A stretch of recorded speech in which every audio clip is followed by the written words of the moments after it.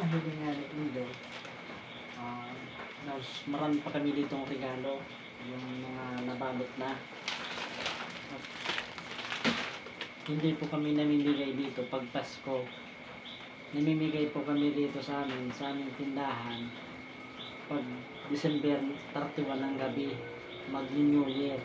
Yun po ang pagbibigay namin sa mga regalo.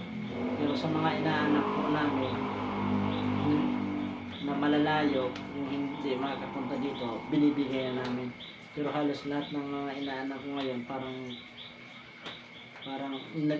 isa lang yata ang nabigyan ko, yung nasa Pawa. Yung anak na kumpare Arabe. Ito pag makikita nyo, napakarami pa nito. So, as ito pa, ito, pakita ko sa inyo, ha. Ayan o.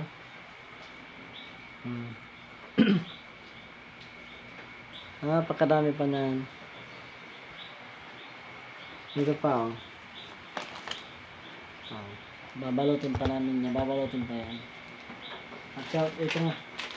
At ito pa lang hindi ko makakalimutan.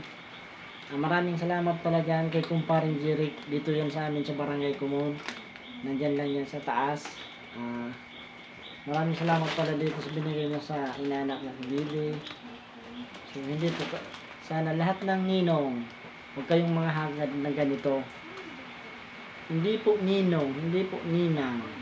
Porkit kinuha niyong ninong at saka ninang, kung anong gusto ng anak nyo, mabibili ng mga ninong at ninang.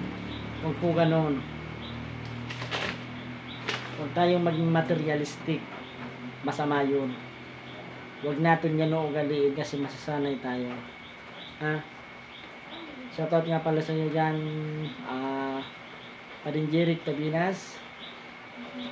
Yan lang po yan dyan sa taas. Yan po yan, sarong future attorney po yan. Sana matupad naman ang sayo mo yan. Yan tighagad ko mong sayo mo, sana matupad naman yan. Siyempre may business na, professional pa, sayo ka pa, duwa, may diploma, may diskarte pa. Pero ko na, dawaday mo na kay Puan pa di. Okay na yan, makusukan na mo. Ayaw pala nga na dyan ang sa indang tindahan sa sentro ng tabako. Kung mahiling sa nangalan doon sa indang tindahan, dito ko lang talagang tindahan din sa sentro. Senda po yan sa nag-ikot na rolling store. Katabinas po yan. Sa mga kumpare ko dyan, yung kahit hindi kayo nagbigay sa aking anak, walang problema yan.